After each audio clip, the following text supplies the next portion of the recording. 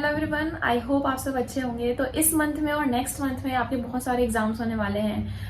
Head constable, ministerial, फिर AWO, फिर driver, फिर CPO, फिर दिसंबर में CGL भी होने वाला है। तो किस एग्जाम पर मेनली आपका फोकस होना चाहिए और किस एग्जाम की आपको तैयारी करनी चाहिए, क्योंकि इतने सारे एग्जाम्स का जो पैटर्न है वो काफी अलग अलग है। कुछ ना कुछ डिफरेंस है हर एग्जाम में। बेसिक मैथ्स, रीजनिंग, इंग्लिश सब में है, पर जो एक्स्ट्रा एड ऑन सब्जेक्ट्स हैं उनकी वजह से काफी प्रॉब्लम होती है, क्योंकि हर टेस्ट का, हर एग्जाम का मॉक टेस्ट अलग है और फिर इतने कम टाइम में इतने सारे एग्जाम्स की अलग अलग प्रिपरेशन करना थोड़ा मुश्किल हो जाता है। तो आज हम इसी चीज के बारे में डिस्कस करेंगे कि आपका कौन सा एग्जाम मेन फोकस पे होना चाहिए और किस एग्जाम की आपको तैयारी करनी चाहिए।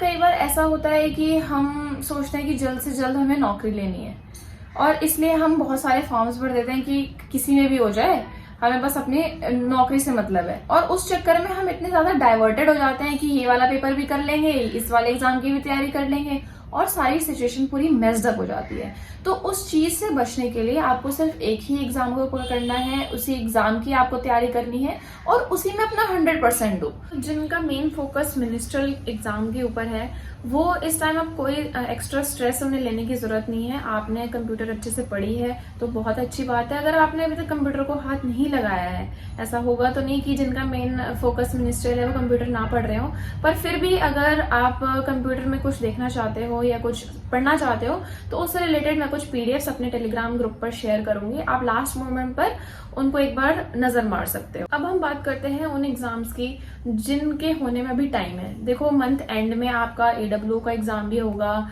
फिर ड्राइवर का एग्जाम भी होगा और उसके कुछ 10 दिन बाद नवंबर में आपका CPO का एग्जाम भी हो जाएगा। तो इन एग्जाम्स में से आपको कौन सा चूज करना चाहिए?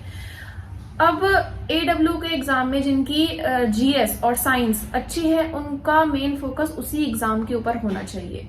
उसके बाद ड्राइवर के एग्जाम में आपको कुछ एक्स्ट्रा ड्राइविंग रूल्स और कुछ स्पेसिफिक्स पढ़ने होते हैं। अगर आप पहले से पढ़ रहे हो तो बहुत अच्छी बात है, आपको मेन फोकस उसी एग्जाम पर होना चाहिए क्योंकि उसमें वो सारी चीजें आ रही हैं। अब जिनका मैथ स्ट्रांग नहीं है, जिनका इंग्लिश भी उतना स्ट्रांग नहीं है, तो उनका मेन फोकस इन दोनों एग्जाम पर होना चाहिए। लेकिन अगर आपको लगता है कि मैं सारे सब्जेक्ट्स में थोड़ा सा एवरेज हूं, मैं थोड़ी सी मेहनत करूंगा तो शायद मेरा अच्छा हो सकता है, तो उनके लिए मेन फोकस होना चाहिए CPO का एग्जाम। क्योंकि देखो, वैकेंसीज बहुत ज्यादा हैं इस बार, गोल्डन अपॉर्चुनिटी आपको मिली है CPO के एग्जाम के लिए। और जो CPO का एग्जाम है, जिस तरीके का उसके प्री का पैटर्न है, वही आपका CGL में भी आने वाला है।